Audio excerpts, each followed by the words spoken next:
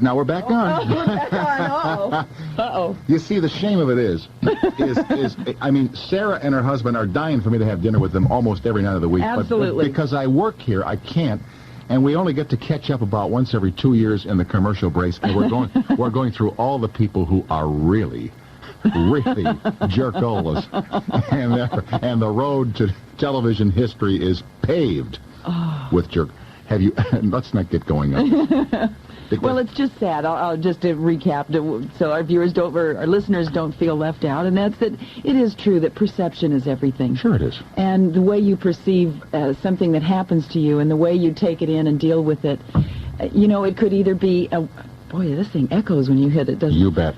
It could either be a growing experience, it could be a chance to grow. What a concept. Yeah. A chance to grow. What Somebody a concept. hit me in the face. Well, why did they do that? Maybe I deserved it. Yeah. And get on. Yeah, we're talking Instead of harboring this grudge for this person for the rest of your life. We're talking about people we know, and these people who've had a childhood experience or something, and all of a sudden their entire life becomes focused upon something that happened 30 years ago, and they can't get past it. Mm-hmm. And I want to say to these people, get on with your life, for God's sake, and stop being mean to people because of it. Isn't that something that Katharine Hepburn said to Jane Fonda on Golden Pond? Remember that wonderful scene? Yeah. Where she said, hey, all right, it's over. It's over. Let's go on. Let's move forward. Yeah. What a concept. Let's not ruin what few days, and who knows how many days we have left in our lives. Mm-hmm. Let's use what we've got left. Yeah, let's not throw that away, too. Let's get on with it, right? All right. Now that we've taken care of that business. Here is Wilnetta in Colorado Springs, Colorado. Hello. Hello. Hi, Wilnetta. How are you? We're pretty good. Fine. Great. I'm a first-time caller, so I guess I'm a little nervous. Hi, Wilnetta. Don't be. You're among friends here. It's just us kids. Oh, great.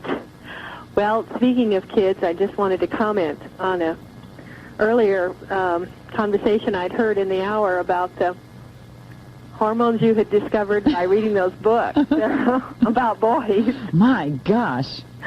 Well, I think, as we all agree that it's really hard to be a parent. It's one of the most difficult jobs in the world, let alone from a woman's point of view, understanding the teenagers and their hormones, and then your husband's hormones on top of that, and anybody else you work with. Mm-hmm. And then there's PMS, and then there's menopause, and then there's all that stuff we have, too. But just, I guess, keeping open the lines of communications and letting the kids talk and you listen and trying to understand what they're talking about. I think that's the hardest for parents, just trying to understand where they're coming from. Yeah, it really is. But boy, can it be a wonderful learning experience when it happens. Yes, it sure can. Then when you see them grow up and become full, whole human beings that do something gratifying in the world. And how old are your kids? They're 27 and 26. My gosh, Wilnetta, you survived. Oh, I did? Now they're good citizens. They're taking care of themselves, and they're happy? Yeah, they seem to be. Well, for the most part. Uh-huh. Now, they don't live in the house still, do they? No. Good. No, they're grown. All my kids are grown and gone. All right, Wilnetta, I'm glad you called. Thanks, ma'am. Thanks for your time. Thank you. Bye. Bye now. Are these calls that I see here not to be used? These are not good calls on line 1 and line 3, Lisa? Not okay. Well, then take them off the line. There's no sense tying up good lines here with people with calls that we aren't going to use. Stupid. Now, of course, they heard that on the phone. They'll call back and snarl at Lisa, who's in the exactly. Poor Lisa. You said you brought the books home. What's happening to your body for boys, for girls, right? Uh-huh. Where is the one about the girls? Would you give that to your son to read at 13? Well, I had to hesitate. Guys really want to know. They do. Yeah. Isn't it interesting, though, is that when I was growing up, I didn't get any information about boys at all. Nothing. Zip. Nothing. Yeah. And I would imagine that in my day, boys were similarly uneducated. Oh, yeah. And so that's why it's still so fascinating, maybe. Can I tell you, kid? We had a class in college called Christian Marriage, okay? Mm-hmm. Now, This is all this stuff about, and I'm not putting it down, but it's all so Pollyanna-ish, and it's all so nice, and all so sweet, and all so good. They never mention the knockdown drag-out at 2 o'clock in the morning. I mean, they never talk about it. It's the sacraments, and God loves you, and all this, which is fine. Uh-huh. Now, towards the end of the course comes the doctor's going to come in, and he's going to show you what women look like. And in my day, I'm a child of the 50s, Sarah Purcell. Mm-hmm. The only way I ever knew was Playboy magazine. That's how we found out. Because in Milwaukee, in the Catholic schools, let me tell you something, you couldn't catch a cold. It was so safe. This guy comes into the classroom and draws a chalk drawing of a woman in the most embryonic and unattractive way you can imagine. And proceeds to talk, and I thought, this is the big... This is it? Yeah, this is all And see, what you should have done is taken the art courses. Yeah. I once walked in on an art course where they're doing painting and drawing and whatever, and walked in looking for a teacher or somebody, turned around, practically had my face in some poor person's private parts, Really? and I about fell over and died. Yeah, well, that's the normal reaction, I hear. See, I'm still working on puberty. Yeah, in my experience, that's been the normal reaction. They almost fall over, yeah. So anyway, you wouldn't want your 13-year-old to read... Well, the nice thing about these books is that they did have a part in there where explained pretty well about girls. And I did read it because I was interested to know, all right, what are they telling boys about girls, you know? So I did read that part in the boys, and I thought they did a pretty good job of it. Yeah. There was stuff in there I didn't know about girls. I'm telling you. No kidding. No kidding. I got relatively little education. In fact, a friend of mine told me to get a book called, oh gosh, now I can't remember the name of it. But it's a basic primer for women about women's bodies. Mm-hmm.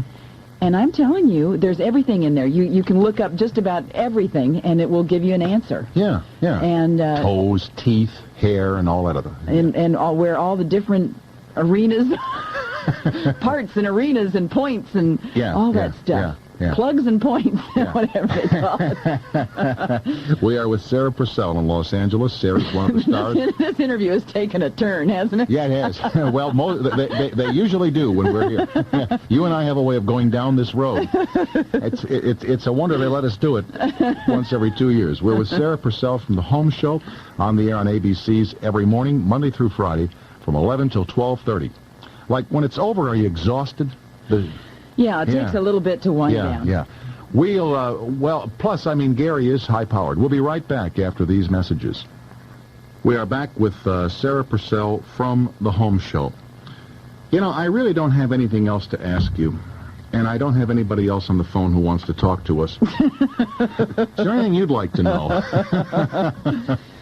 Oh, well, I'll tell you, I'm just thrilled to be doing the show. Surviving, right? Yep. Yeah, but also, you know, like you're saying, how much you're enjoying what you do. I love it. It doesn't matter whether or not you get paid. I feel the same way. Yeah. I feel the same way. It's really a nice way to be able to How long have you been in broadcasting? How long ago did you start? I'm embarrassed to tell you, we just went to New York to celebrate Regis's 30th year in broadcasting, but my 20th year is coming up.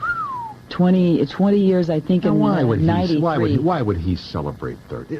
Johnny Carson is celebrating 30 years, not Regis Philbin. Doesn't he get it? You know, this is Johnny's time, not his. It's so right. But you went back to New York, huh? Yeah, went back to New York.